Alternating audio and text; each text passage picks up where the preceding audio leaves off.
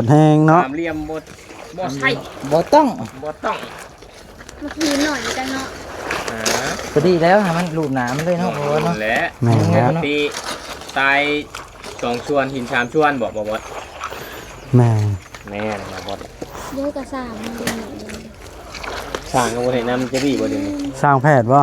ต่างวัดนี่แล้ว บ่แล้วข่อยบ่จักเพิ่นก็เป็นผู้จักก่อน จัดเลยได้บ่บ่บ่นะ บอกอ๋อบอกบ่นะอันนี้บ่ได้จะจ่อยว่า ก็ได้ขายหลาย เขาบ่ไม่กั้นเอา บ่เฮ็ดอันนั้นโลดเนาะเตื้อยๆไปโลดเนาะ กำลังก็คือจบคลิปแหละ แม่นบ่ต้องแต่จังนาที 4 นาที สะอาดเลยนี่ เห็นล่างเช้านี้ ครับ ผ้าห่ม แทน ปัดเตอ อลังการแท้ อ นี่ ลังการแท้นี่ ฮะ ผู้ใดมาเซอร์ไพรส์ที่นอนใหม่นี่ บ่สะอาดสะอ้าง อันนี้อย่าตีเด้อเพราะว่ากูเมื่อวานนี้ยังบริพักพอที่เต่าตก ไว้นอนยามหนาวอันนี้ ที่นอนลงแต่ครับ ปัดตะนุ่มแห้ง นางมึงเลิก บ่นั่งได้ บ่เป็นยังดอก ข อยาก ลัง ได้บ่บอกว่าเจ้า ข่อยแห้งอยากได้แห้ง บ่ได้นอนแบบนี้จักเทื่อเฮานะ เฮาเข้าเด้อ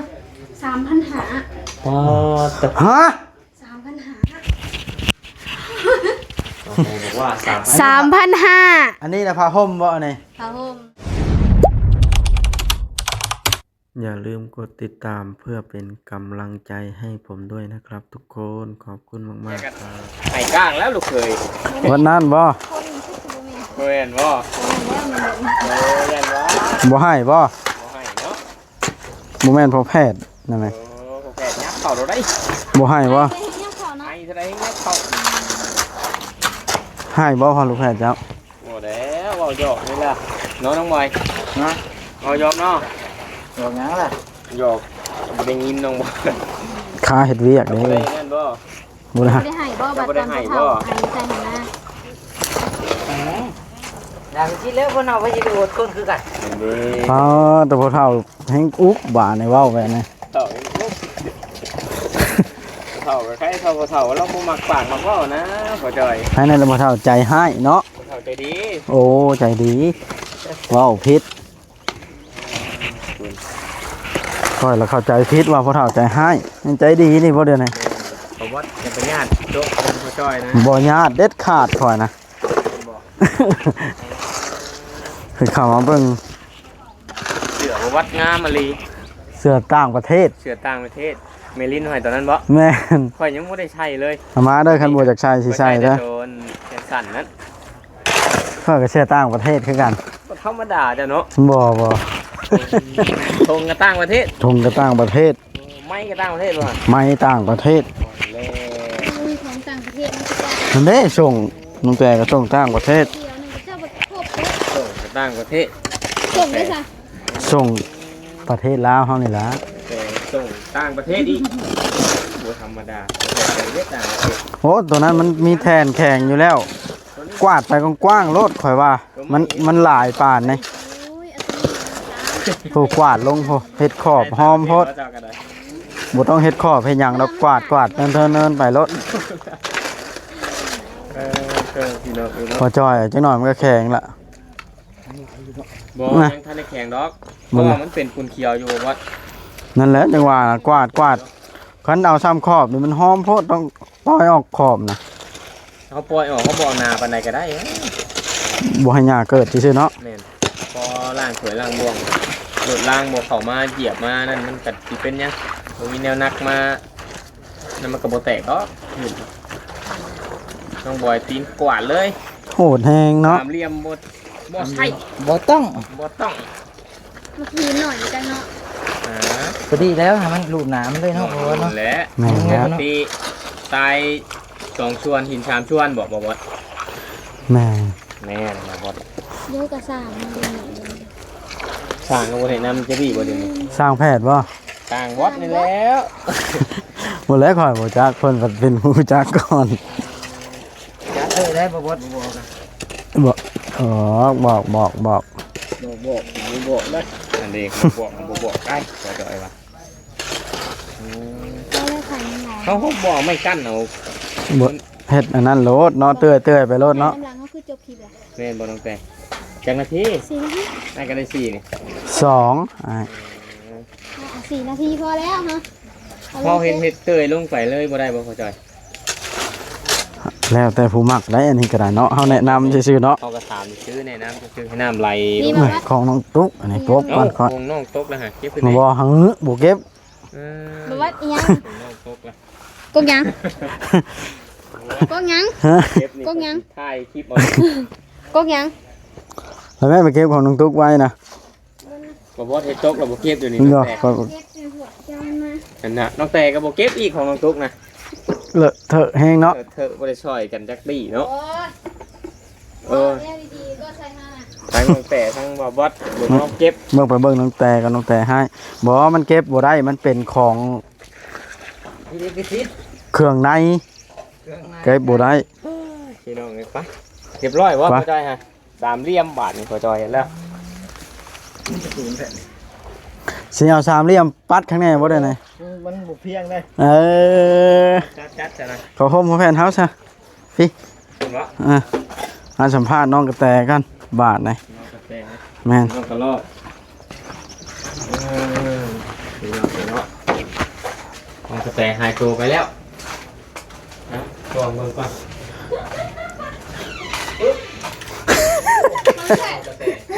เป็นยังไงวะ เป็นไส บ่ได้ทางกลางค่ะเพิ่น โอ้ยเยย สบายดี เบิ่งเอาวัด เบิ่งหยัง เอ้ยขอเบิ่งพี่น้อง เอาเลยคอยว่าสิท่ายเอ้ยหมดผัด กาแฟอ้ายพี่น้อง ท่ายเอ้ยแต่เด้บาทนะ นี่พี่น้องห้องครัวตั้งแต่ สะอาดสะ สะ อ้า อาน ดสะอ้านแล้วลินี่ เห็นล่างเช้านี้ อ๋อ ครับ ผ้าห่ม แทน ปัดเตอร์ อลังการแท้ อ นี่ ลังการแท้นี่ ฮะ ผู้ใดมาเซอร์ไพรส์ที่นอนใหม่นี่ ฟ้าสะอาดสะอ้าง อันนี้อย่าตีเด้อเพราะว่ากูเมื่อวานนี้ยังบ่ได้พัก โอ้ เพราะว่าที่เต่าตก ไว้นอนยามหนาวอันนี้ ที่นอนน้องแต่ครับ ปัดตะนุ่มแห้ง นั่งมึงเลย บ่นั่งได้ บ่เป็นหยังดอก ข อยาก ลัง ได้บ่บอกว่าเจ้า คอยแห้งอยากได้แห้ง บ่ได้นอนแบบนี้จักเทื่อเฮานะ เฮาฮู้คร่าวๆเด้อ3,000หา อ๋อแต่ ฮะ 3,000หา บอกว่า3,500 อันนี้นะผ้าห่มบ่อันนี้ ครับผม 3,000กะหรี่ อ๋อแต่นอนยามฮ้อนเลยบ่นี่ อืม แต่เจ้าคือบ่ตั้ง ตุ้มอยู่ไหน ตั้งไว้ โอ้ยเป็นชื่อใหม่นอนจาก โยกบแม่นอยู่โดงเนาะไม่ฮ้อน แพงไว้นอนน้ำหนาวได้ เขา ข่อย นอนนั่นเด้นอนเชื่อนี่เด้ อืม ของเจ้าเด้แบบนี้บ่ของเจ้า บ่ได้มี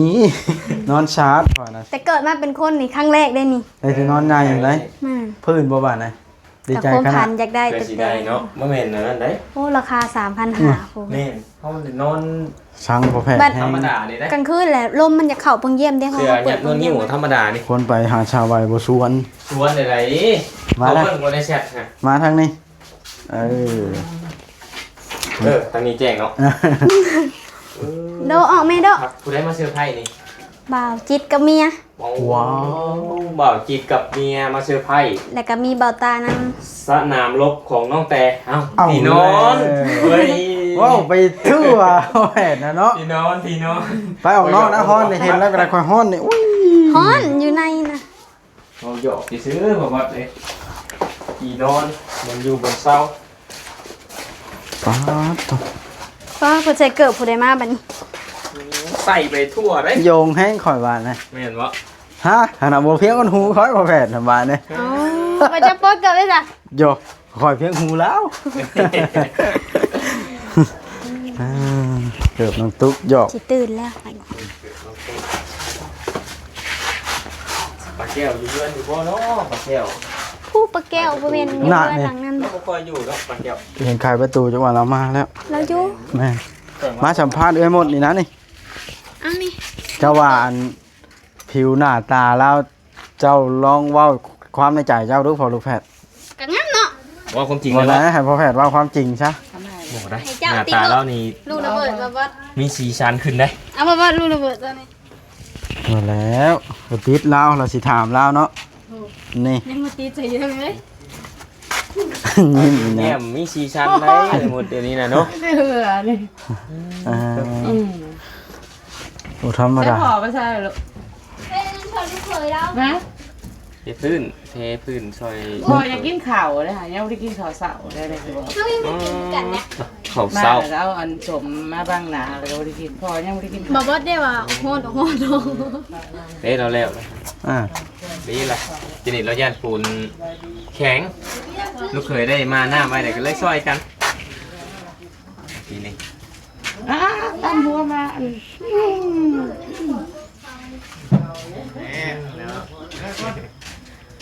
ถ้าคนนอนอูนั่นได้สัก คือสิบนอนบ่ อูนั่นบนคนบนนอนบ่ต้องได้อันต้องได้วิทย์แบบนี้บ่ ยังไม่ได้ทำลูกว่านอนหรือบ่นอนลูกเขาบอกให้นอนบ่ล่ะร้านบ่นอนนะอันนี้ บุนอนมันดังมันป่วยบ่แห้ง มันกล้วยบ่เฮมันสิบ่มักนอนได้บางเทื่อ มันกลางคืน เฉ ได้ พาะมัน อ จะ ยู่ เป็น เนาะ วิตเป็นหวาน ได้อยู่ ได้เท่านี้มันแห้งเลย ที่เขาบ่แซ่บได้ เล็กน้อยเฉพาะนอนได้นอนเคยนอนอูนี่แหละสิ บ่อูนี่เด็กหน่อยฉันนอนอัน อ่ะสบายดีแม่ตู้ปันจักถุงล่ะ ถุงละ10นี่ซื้อบ่ 6ถุงพอ พักอีหยัง โอ้ นะ ตว พักหยังบอกว่าพักหยังป้า ข้างหนาม พักน้ำอันนี้บ่ ใช้ยังขึ้นเบิ่งดูถุงหนึงน่ะมันหลายปานใด ยัง ก็นะแม่เฮ้ยอันผู้เคยกินนะ ฉันว่าเขากินบ่ เอา บ้านเขาบ่ได้นั่นเด้พักน้ บ่ได้หยังหรอก ำบ่เคยได้กิน โยมมันบ่มี แม่บ่เคยกินเลยละ มื้อนั้นบัดลาวใส่ลาวใส่ เอ้าเดี๋ยวสิเบิ่งก่อนนี่เลยพักน้ำมันสิเป็นน้ำสิ ฟัน นี่ละนี่บอกเลย ข่อยสิซื้อซอยเด้อนี่นะแม่ตู้เด้อ บอกว่าเพิ่นสิเมาเบิดเลย เมาน่ะได้มีเงินเท่านี้เราสิขายให้จักกำมีเงินเท่านี้กำหนึงละเจ้าอันแพงไว้มื้อหนึงกินเองเด้อข่อยสิซื้อซอย5กำ แถมมาวัดเลย บ่ต้องแถมข่อยก็ย่าเอาอันเมื่อไว้กินแรงเจ้าพร้อมเจ้า ขน้อยมีหน่อไม้อยู่ปัญญาก ำกินกำหน่อไม้อะไรอยู่จะนั่งตำอะไรวะพี่ บ่นั่งก็ได้ โอ้ย นั่งก็ได้ เริ่มอุกแล้ว เป็นหยังมัน นั่งกันได้เจ้าน่ะแบบพระเจ้าอยู่หัวดิ ว่าดอก แหม่เนาะ ฮะอย่าเก็บหมอข่อยจะเอาไปใช้รถข่อยผู้ใดไปข่อยได้5กำกันว่าจะเอา6กำบ่ โดย ข่อยชื่อซอยแล้วเด้อบัดนี้ โดย มีทุกอย่างง่ายบ่น้องตุ๊ก บ่ ไปหามาให้อ้ายไป เอาไปหายแล้วนี่ล่ะ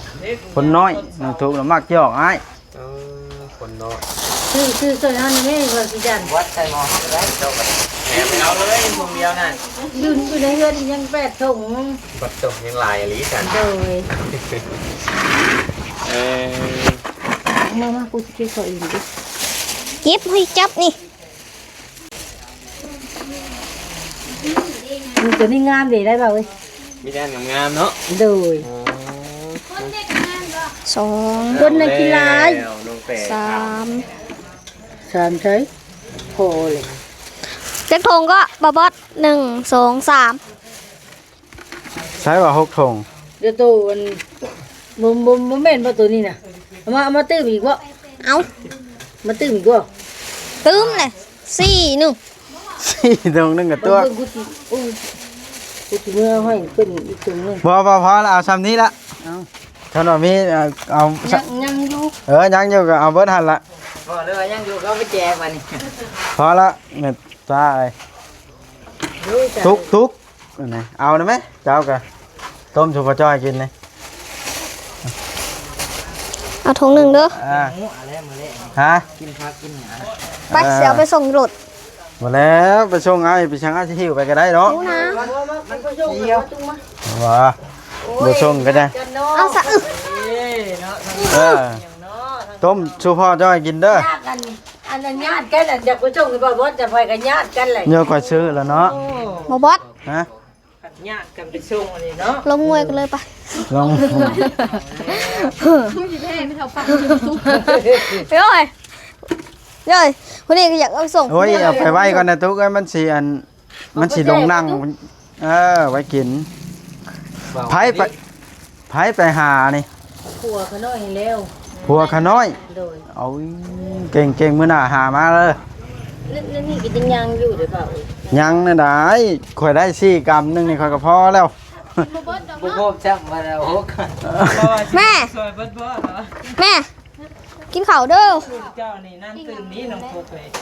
แม่นดูกล้วยนะแบบนั้น เอากินข้าวรสชนะมะอันพักคอยนะ พักจะว่าเนี่ย แม่นคอยเสียไปขายต่อได้เอาไหม เราบ่เคยกิน เคยกิน 80ได้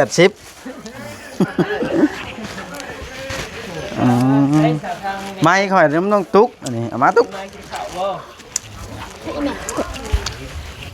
เราไปกินหนึ่งวันของเสือ ใจเอาไปไว้หนึ่งกินได้หรือเจ้าบุเคยกินบ่อันพักน้ำพอจอย มีอย่างทางนั้นนะ นั่งให้ ลองบอยสิเป็นลมบาด อาบน้ำบ่ล่ะนะ ได้เรือได้ ว่าเด้อ ได้ก็เผื่อน้ำเทใส่ เอาพี่น้องเลยจะได้อุดหนุนซอยแม่ตู้ปั้นแล้วมาขายให้เฮ็ดได้ละซอยกันเอาไว้รถก่อนเอา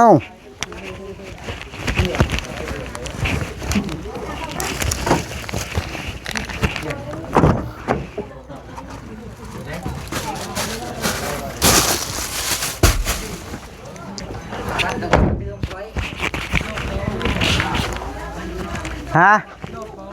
เมาเลยเมาเลย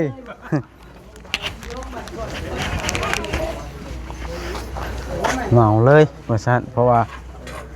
คือได้ยินเสียงขูดคกดังก็กอกเนาะทางนี้มาเบิ่งกันฮะก็หูดีแท้เนาะ ให้พ่อจ้อยไปชื่อนะ สบายดี คือพ่อจ้อยไปชื่อเรียบร้อย เอาเบาเลยได้หม่วงไว้ใช้น่ะ หมดเป็นดอกบ่มี บ่าวจอยนะบ่มีเงินบ่เรามาโอ้ยเฮ้ยโอ้ยหมูกี้เฮ็ดเสร็จแล้วนี่ เบิ่งสาวเทืองกันเฮ็ดกินหยังอันนี้แต่แซ่บแท้เอื้อเทืองเจ้าเฮ็ดกินวันนี้เลยบ่เจ้าสิโยกใส่คู่บ่บัดนี้บอกไปเจ้าบ่โยกใส่เลยเนาะ ทุกคนผันมันยุบ เอา เอาลูกเอาพาเด้อ เฮ้ย เจ้าบอกบ่กินข้าวน้ำบ่เขาเจ้าว่า เบิ่ง โอ้กินรสกินรส มาแล้วมาแล้วมาแล้ว นี่รับพี่น้องเอ้ย เอาวางใดเดี๋ยวดิ เขาเมื่อได้บ่ได้ ฮะ เขาเมื่อได้ เป็นหยังอะนะ ต้องเอารางวัลให้ครับก่อนก็บ่จ้อย โอ้ยมะม่วงได้ใช้น้องค่อยลืมหมวกบ่อ้าวพี่น้อง YouTube เฮาหลายแท้นี่ โอ้ยกันลายได้มากเลยกัน บ่ตกใจเห็นข่อยย่างออกมาแล้วลั่งมาใส่รถขึ้นรอถ้าข่อยนี่เอ้ย โอ้ย อยาก มาถามไม่นั่น สบายดีฮะ ไม่อยากถามเพิ่น รอดีว่ะ ไผบ่อยากถามข่อย ประเภท อ้าวบ่แซนคือถามซะ อ้าว เอ้ย ว่าที่เจ้าเอ้ยซื้อ โดยโดย เสือโลใช่ไหม เชื่อต่างประเทศ เสือต่างประเทศกูนะเอาอ้างอยู่ ฮะ อ้างมาแชนดู เบิ่งตั้งกล้องน้ำซะ อ้างมาแชน บ่หยอก อยากอ้างเพิ่นอีก อ้างว่าใด ยกของต่างประเทศเนาะ โอ้เสื้อต่างประเทศ อ้าวน้ำแข็งเด้น้ำแข็งเด้ ไผเอามาให้นะ นี่กับแมน โอ้ยอันนี้ของนอก ต่างประเทศอีก โอ้ประเทศนี่เนาะทงกระต่างประเทศ โอ้ นาฬิกา กาต่างประเท มู ศ ลค่ากัน โอ้มันรุดบ่ มันรุด เออ มัน รุ รุ ด ด บ่เป็นตัวย่านเลยเนาะบางที เออนี่ได้มันจะนี่มันสิรุดออกในเวลา โอ้มันนี่น่ะ เวลามันเฮาใช้เหิง เก๋ มันละ ๆง่ายเข้าได้เนาะ แม่นเวลาเฮาใช้เหิงมันละอันนั้นบ่แซ่น นี่เป็นหมื่นบ่ได้นี่ นี่เวลาเฮาใช้เหิงนะหูตัวนี้มันบางนี่หูมันละทุกไปแม่ มันขึ้นอยู่กับการใช้งานเนาะ มันยังสิเบิ่งของต่างประเทศก่อนบ่เดี๋ยวนี้นะ มันคอมัน อยากเพิ่งนะ เสือ บัดโตว่าอันบาบอดนี่มูลค่านี่บ่ได้ธรรมดาเด้เนาะ ธรรมดาเอาถามเบิ่งเพิ่นแต่งตัวนี่ไม่ธรรมดา อันนี้ราคาประมาณ 10,000 ดอล 5 ล้าน บ่ โมงนั่นนี่ โคอยู่เนาะ ทงนี่ เป็นเนม 6 ล้าน 6ล้าน 11 ล้านแล้ว เออ เชื่อ เชื่อปะเนี่ยเอา เสื้อนี่ประมาณตัวละร้อย 2 ล้าน 2 ล้านอีกโอ้โห ตีเป็นเงินกีบเฮาได้ ธรรมดาจะ เพราะว่ามันของต่างประเทศเด้อ ได้ เนาะ กี่นี่ทิปตัวใด พอดีเป็น13ล้าน 13 ไม้นี่2 ล้าน 2 ล้าน 2 ล้าน8 2ล้าน8 ได้สาม 15ล้าน เออ 15ล้าน5แสน เฮ้ย15ล้าน8แสน 8ลา ชง โอ้ยส่งนี่มันถุงลาวเฮา ลาคนบาทน่ะ ทอดกันมา8 คนนี่ประมาณ 1,500โอ้ยเอาไปเถอะเนาะ ไปทั่วเจ้าซื้อได้มาต้อนเพิ่นได้บ่คน แล้วเราได้ข่อยน่ะยังเจ้าได้เข้าไปหาเพิ่นด้วยค่ะ โอ้ข่อยมื้อนี้สิไป ฮะ ที่นี่ก่อน ไปเข้าหาเพิ่นมึงดู เดี๋ยวคลิปหน้าก่อน เฮ้ยนั่นว่าได้ปอตกมาพี่พอใจเฮาเอาเลยมึง เชิญแซ่บ เชิญแซ่บ ไปพวกมันจะมานี่ นี่พี่น้อง แซ่บนั่นเลยจะว่ามาชิมดูแม่ โอ้ยบ่แซ่บ คืนน้ำลายเอื้อกข่อย กินเลยเขา กินได้บ่คำอย่าเกรงใจเลยเกรงใจ ใหญ่ๆก็ได้ครับ ถ้ากินกับใหญ่จะกินเกรงใจ กับพุ่นแม่ซื้อกับพุ่นกับบดว่าสิซื้อเผื่อมาต้อนไปกับบดเอาเลย มาซื้อเพิ่มมาต้อนไผ ปล่อยเลยมื้อนี้ก็ได้ปล่อยเลยมื้อนี้ เลยเหมือนกิน ปล่อยเลย นั่งหมูนี่ น้ำอุ้ยเดี๋ยวมันเตี่ยมันแดนมาบดพลาดงานนี้ได้แล้ว ฮะ เจ้าพลาดงานนี้ได้อะไร อันใด ตำหุ่งบ่ โอ้กิน เจ้าคือบ่พลาด ก็อย่ามาอายนะ บ่ได้อาย ก็อายชาวนวลก็ชาวไร่บ่เดี๋ยว เอาแหละ แม่จะเหยป้ายาให้เพื่อน เอาโอกาสหน้าก่อนสิกินน้ำขอบใจหลาย เราหาย ๆเด้อ ลงวันไหนบ่บอด ไปบ่จ้อย บดนี่ก็เรากินแล้วบ่พลาด เอาพี่น้องเอ้ยคลิปนี้ก็ได้สิได้จบคลิปลงเนาะทางชาวเทืองเพิ่นตามบังหุงสู่ไอ้น้องกินเนาะทางเฮาก็เลยมันหลายคนแล้วเพิ่นเอิ้นกินแล้วก็เพิ่นกินช้าเนาะมันหลายคนแล้วเอามาในคลิปนี้ก็สิได้จบคลิปลงสักก่อนเด้อพี่น้องเด้อเนาะคลิปนี้ก็ซ้ำนี้แหละสบายดี เล่นไปเอา